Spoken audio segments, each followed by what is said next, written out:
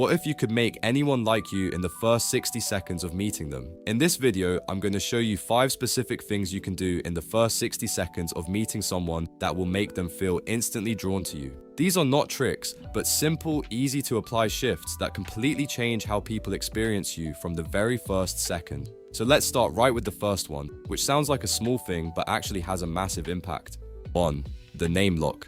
From my everyday life at the office, I only know this situation too well. I'm sitting at my desk, deep into my tasks, when the door opens and my boss walks in with a new colleague. Let's call her Sarah. He leads her from desk to desk for the classic introductory round. When they get to me, we stand up and shake hands. She smiles and says, "Hi, I'm Sarah." I react on autopilot. "Hi, I'm Nikolai." We exchange a few words and share a laugh, all perfectly polite, but then it happens. Sarah turns around to walk out of the room, and in that exact second, her name is gone, just deleted, as if my brain hit a clear cache button the moment we let go of each other's hands. I stand there feeling like an idiot, just hoping someone else will shout her name later so I can secretly copy-paste it back into my memory. Why is that? I will tell you in a second. But if you know this feeling, or if you've ever wondered how people actually perceive your charisma in these first moments, I really recommend you take the charisma score test. It is completely free, takes less than 2 minutes, and calculates your exact charisma score. I put the link in the description if you want to find out. So why does this name slip actually happen? Because we share our names during a high-stress phase. In the first few seconds of meeting someone, your brain is in scan mode. It's judging the other person's posture, eyes, and energy, trying to figure out if this person is a friend or a threat. It literally does not have the RAM available to store the name. Giving your name at the very start of a new meeting is like trying to save a file on a computer that is still booting up. It just crashes. So here's what you can do. Don't rush, let them arrive first, and repeat their name. When Sarah introduces herself, don't just nod and fire back on autopilot. Stop for a second, look her in the eyes and repeat it back. "Sarah, did I get that right?" "Nice to meet you, Sarah. I'm Nikolai." This does 2 things. First, by saying it back, you force your own brain to save the file. You are moving Sarah from the trash into the important folder. Second, it proves you actually care. In a world full of people who are just waiting for their turn to talk, someone who stops to make sure they heard your name correctly is instantly more charismatic than everyone else she met that day. And think about it from her perspective. Everyone else probably gave her a distracted nod or a rushed "nice to meet you." But you paused, you validated her presence, and because you took that extra second to value her name, she is now primed to remember yours. By making her feel seen, she instinctively starts seeing you differently too, and that feeling, being seen, is exactly what the second point is about. 2. The status gift.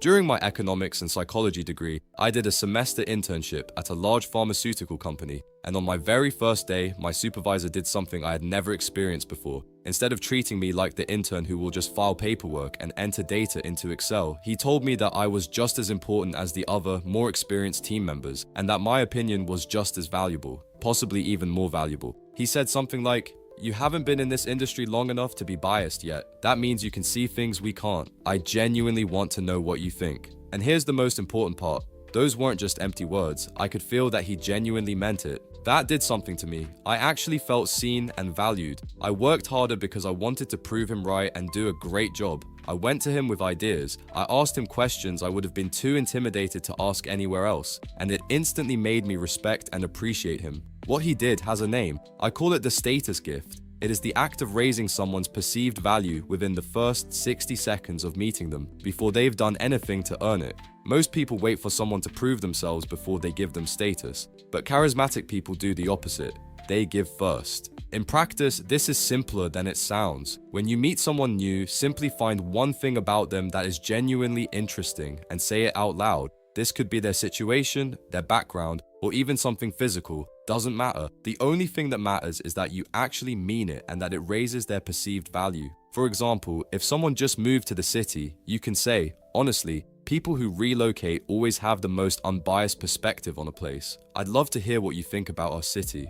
Or when someone is younger or newer, "Fresh eyes are underrated. I actually find that valuable." You're not flattering them, you're simply reframing who they are in the room in a positive way, and when someone does that for you in the first 60 seconds, you remember them forever. Great, now you know how to make them feel seen and valued, but there's one more layer to this, and it might be the most underrated first impression skill that exists. 3. The energy mirror.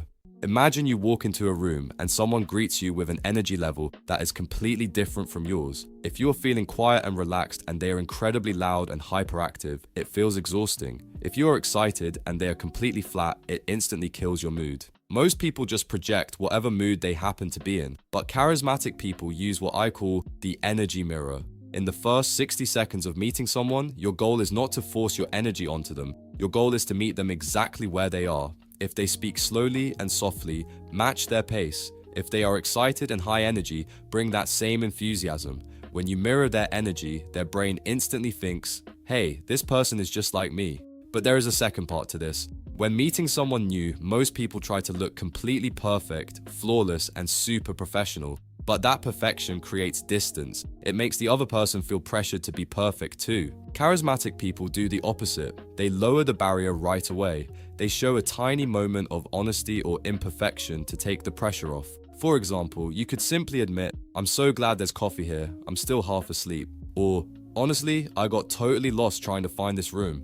By mirroring their energy and showing your human side, the other person instantly relaxes. You are signaling to them, I am safe. You don't have to put on a show or pretend to be perfect around me. It is the ultimate shortcut to making someone feel comfortable with you right away. But once you're on the same wavelength, how do you keep the conversation from falling into boring small talk? That brings us to the next point.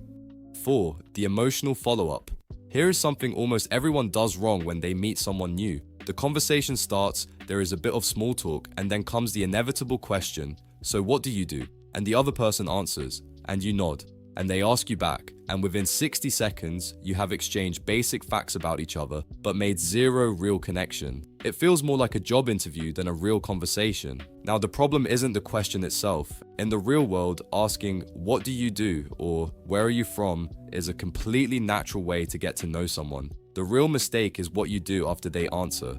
Most people just say, oh, cool, and then move on to the next fact. But charismatic people do something else. They use the standard question as a bridge to ask what I call the emotional follow-up. They listen to the basic fact and then instantly switch to how the person feels about it. For example, if they tell you what their job is, instead of just nodding, you ask, oh wow, what do you love most about doing that?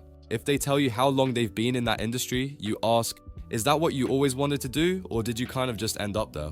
If they tell you where they live or where they moved from, you ask, oh nice, what do you like most about living there?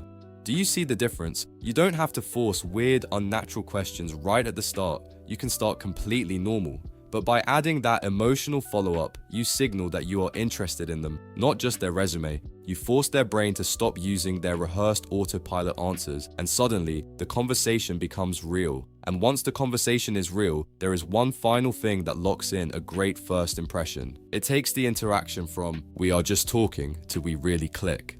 5. Common ground. Here's what separates a conversation that feels nice from one that feels like you've known each other for years. It comes down to one thing: shared identity. When two people discover they have something in common, a place, an experience, a belief, or a frustration, the invisible barrier between stranger and person I trust starts to disappear. The brain stops treating the other person as unknown and starts treating them as part of the same tribe. When you're meeting someone new, don't just wait for your turn to speak. Listen closely for a tiny hook, something you have in common. It doesn't have to be a massive life story. Imagine you meet someone at a conference and they mention they hate networking events. The average person laughs politely and changes the subject, but the charismatic person says, honestly, same. I always find these things exhausting. What made you come tonight? Suddenly, you are not two strangers doing small talk. You are two people who both secretly find this situation ridiculous, and that shared honesty creates an instant bond. The same works with positive overlap. If someone mentions they spent time living abroad and so did you, don't just say, oh cool, where? Stop for a second and say, really, I did the same thing. There's something about living in a completely different culture that just changes how you see everything, right? Where have you been? This way, you are not just exchanging information, you are building a we, and that we, even if it's just 2 minutes old, makes the other person feel like they've known you far longer than they actually have. Now you have the perfect 60-second blueprint. You unlock their name, give them status, mirror their energy, ask emotional follow-ups, and find common ground. But making a great first 60 seconds is just the beginning. How do you keep that amazing energy going for the rest of the conversation? That is exactly what I will show you in this video.